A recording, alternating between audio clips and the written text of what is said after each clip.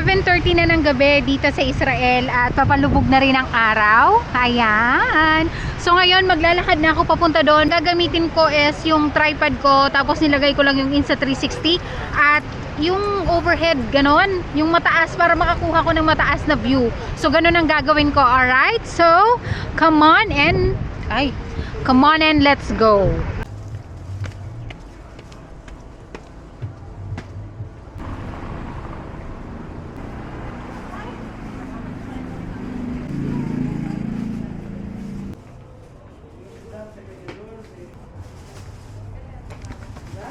Sana makakuha ako ng mataas na angle.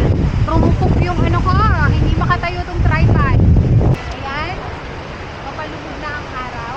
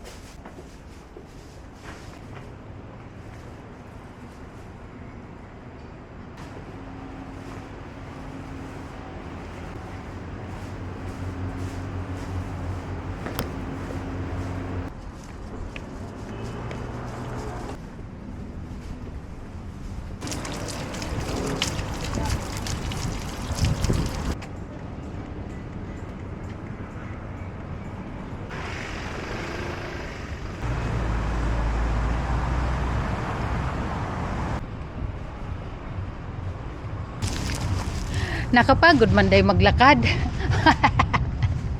Ay.